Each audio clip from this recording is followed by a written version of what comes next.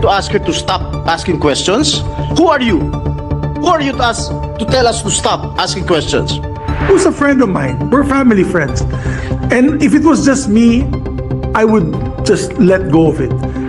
Ginagawa lang natin at ginagawa namin dito sa Senado ang aming tungkulin. Even though I did not get the text, I take offense being a member of this institution.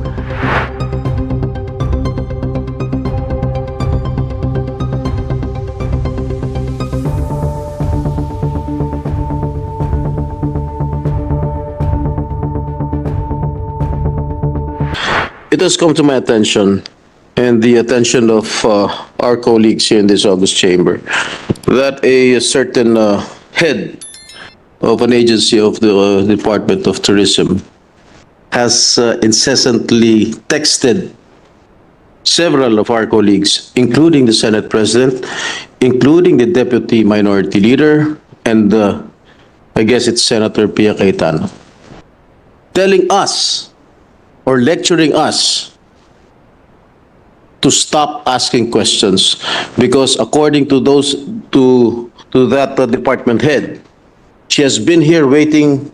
She has been here since 1 o'clock waiting for their agency to be waiting for the budget of their agency to be deliberated upon.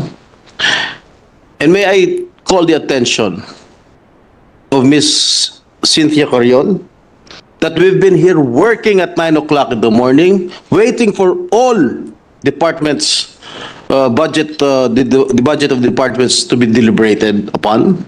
We are doing our job, and no one has the right to tell us to stop talking here. It is our duty and our job to perform our work here in the Senate. And you do not have the right to tell us what to do here. Imagine telling the Senate President, we've been here at 1 o'clock waiting for DOTC's budget to be heard.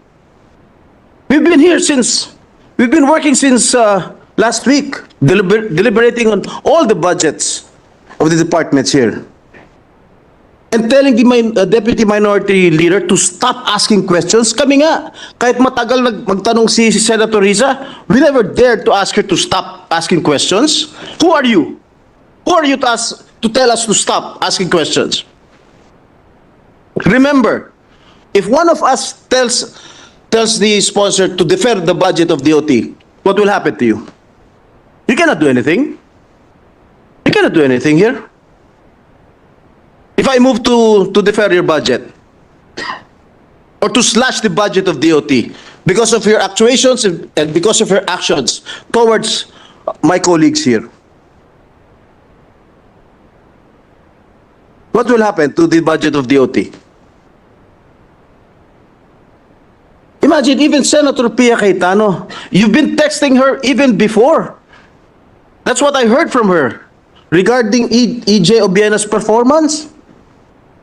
She's a senator. She's a lawyer. She knows what to do. She's a senior member here in this August chamber. You've been a member of PSC, am I right? So you know how the budget runs here in the Senate or even in Congress. You know we spend wee hours of the morning here. Am I correct? And why are you complaining? The secretary is not complaining. She's a neophyte secretary. She never complained. Who are you to complain? The secretary is a good friend of all senators here. She never complained. Kahit siguro alas 3 na ma-hear yung budget ng DOT, hindi magre-reklamo yan. Because she knows what's happening here in Congress or in the Senate in particular. I think our colleagues, they deserve an apology from you.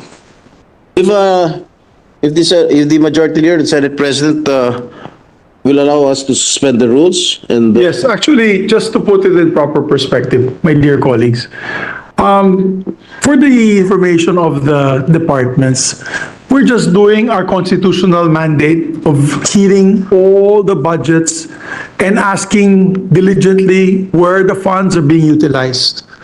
We have no right to stop any member of the Senate to ask questions, propose amendments, and as Senate President, I will never do that to any of you. So it was very surprising that this person, Ma'am Cynthia, who's a friend of mine, we're family friends, and if it was just me, I would just let go of it.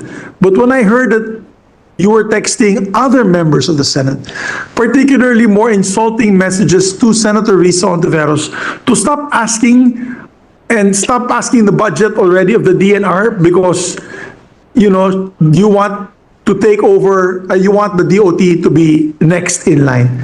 That is not proper, that is inappropriate, and I think the sad part about it is she does not know you from Adam. So it is like a text it's like a angry text message from an anonymous person, which is, again, as I mentioned, inappropriate. And so I would like to ask the majority floor leader and the body to allow, please, before I do the motion, to allow to suspend the rules so that she may address us if she wants to apologize or not, because it is quite insulting to the members of the Senate. And we're not doing this to trample on anyone's rights. It's just that we are all working very hard. And the good gentleman from San Juan is absolutely correct. We've been here in the morning and we've been doing this for the last week. It's our 8th day. Our 6th day of doing this at going home at 2 in the morning. So 8th day? It's our 8th day. My apologies. And we've done almost all departments. So my colleagues don't deserve that. My colleagues, never mind me. You can insult me, you can get mad at me. But my colleagues do not deserve that treatment from members of the government who are actually trying to sponsor their budgets.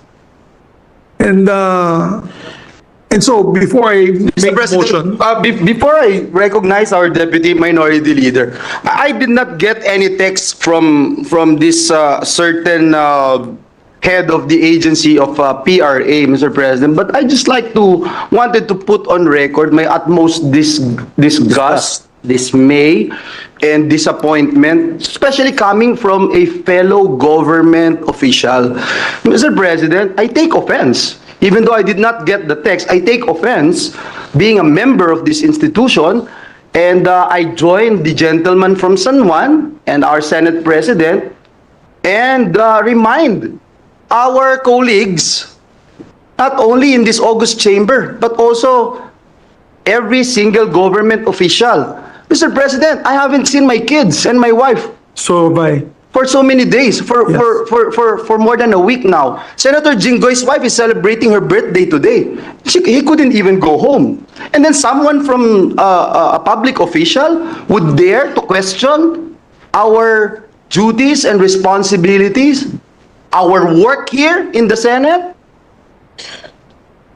It's unacceptable, Mr. President. So even if the distinguished head of PRA is not willing to answer or apologize, I think we should hear from her, Mr. President, what she wants, what she wanted to happen, how she think this Senate as an institution would be better if we will succumb to whatever she wants, Mr. President.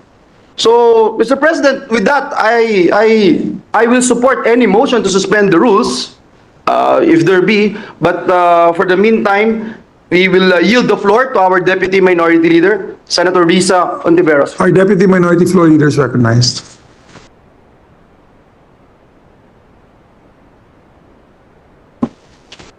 Salamat kaayo, Mr. President.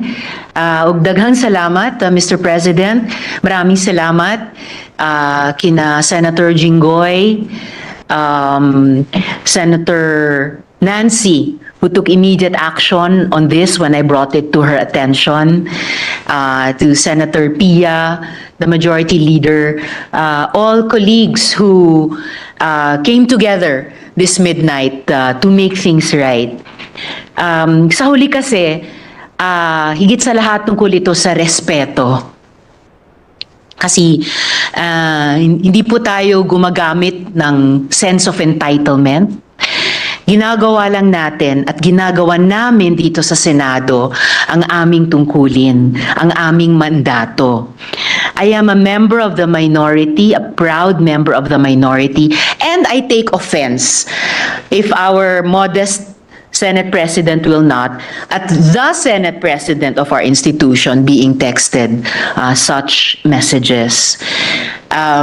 Salamat kaayo to Sec Frasco for her apology and the apology as well of another official of the DOT who met us in front near the lounge. I heard the apology of the person concerned, but I think moving forward, words must be followed by action. Pagwasto sa ginawa niya, hindi lang sa ilang individual natin, pero sa buong institusyon natin. So I hope things can be set right in the next days. At hindi lamang sa Senado, pati sa publiko na sumusubaybay sa trabaho namin over the past 2 weeks. They at least, I think, appreciate the seriousness with which we do our work. Ano man ang oras, gaano man kami kapagod o hindi pagod. Dahil sa huli, higit sa lahat, tungkol sa respeto at ang respetong binibigay ng mga senador sa aming trabaho. Salamat kaayo, Mr. President. Thank you very much, Deputy Minority Floor Leader Rizal Ontiveros. So if the body wishes, and I believe the body wishes, we move to, with the permission of the body, we move to suspend the rules and ask her if she has anything else to say to the body. Mr. President, There's a motion, suspension. session suspended for 1 minute.